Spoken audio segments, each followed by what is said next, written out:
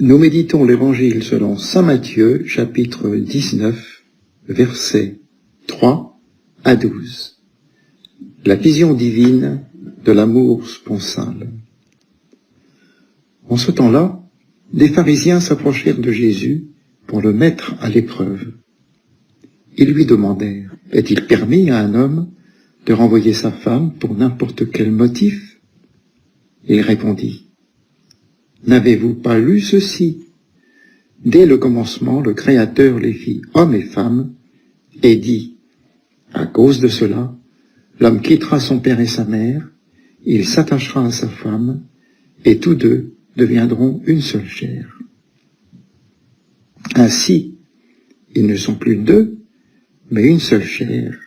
Donc, ce que Dieu a uni, que l'homme ne le sépare pas. » Les pharisiens lui répliquent, « Pourquoi donc Moïse a-t-il prescrit la remise d'un acte de divorce avant la répudiation ?» Jésus leur répond, « C'est en raison de la dureté de votre cœur que Moïse vous a permis de renvoyer vos femmes. Mais au commencement, il n'en était pas ainsi. Or, je vous le dis, si quelqu'un renvoie sa femme, sauf en cas d'union illégitime, et qu'il en épouse une autre, il est adultère. » Ses disciples lui disent, « Si telle est la situation de l'homme par rapport à sa femme, mieux vaut ne pas se marier. » Il leur répondit, « Tous ne comprennent pas cette parole, mais seulement ceux à qui cela est donné. Il y a des gens qui ne se marient pas, car de naissance ils en sont incapables. Il y en a qui ne peuvent pas se marier, car ils ont été mutilés par les hommes. Il y en a qui ont choisi de ne pas se marier à cause du royaume des cieux. Celui qui peut comprendre, qu'il comprenne. » Prière.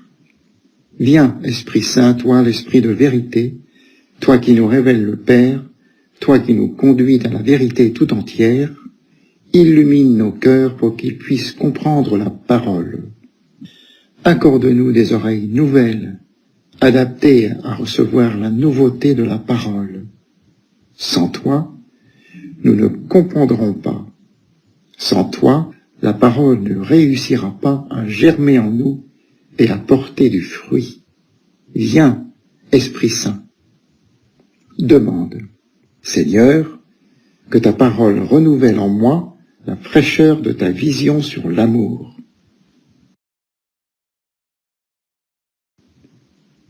Réflexion. Premier point. Au commencement, il n'en était pas ainsi. La question des pharisiens s'insère dans le contexte d'une discussion rabbinique sur les motifs valides pour le divorce. Ils ne demandent pas au Christ si le divorce est permis, ce qui était déjà accepté par tous, mais s'il est permis pour n'importe quel motif. Tandis que les uns penchaient pour l'affirmative, les autres spécifiaient qu'il n'était autorisé que pour une raison grave. De quel côté alors se positionnera ce nouveau maître? Nous pouvons donc nous imaginer le choc que la réponse du Christ a dû produire.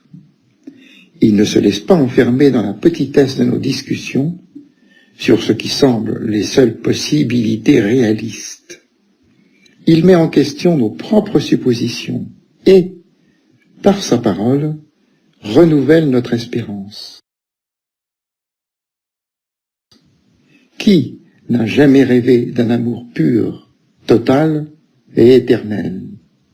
Mais qui n'a pas été déçu devant la réalité de son propre amour mesquin et blessé?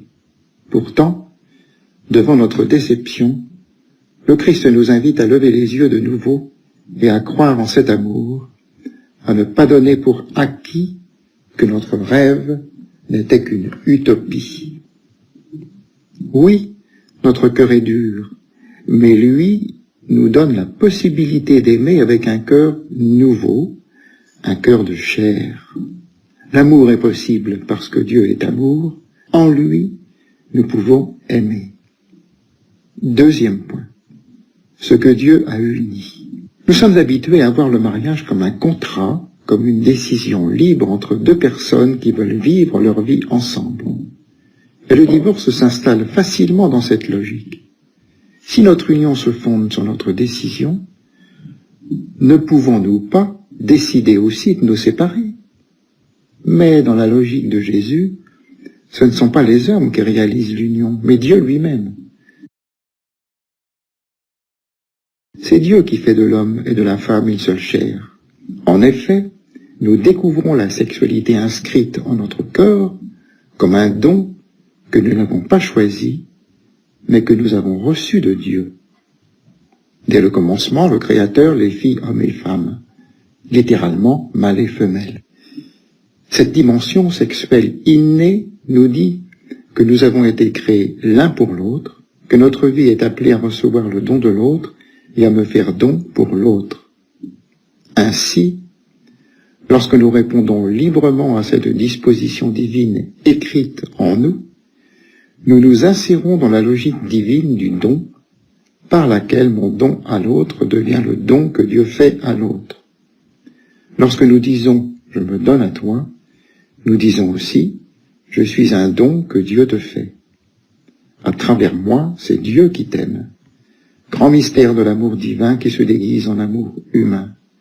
Grandeur de l'amour humain appelé à refléter l'amour divin. Dialogue avec le Christ.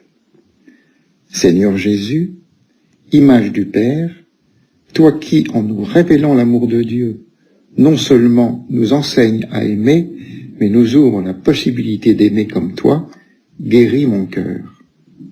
Les blessures d'un amour déçu le portent à se refermer sur lui-même et à abandonner l'amour. Revifie l'espérance en l'amour.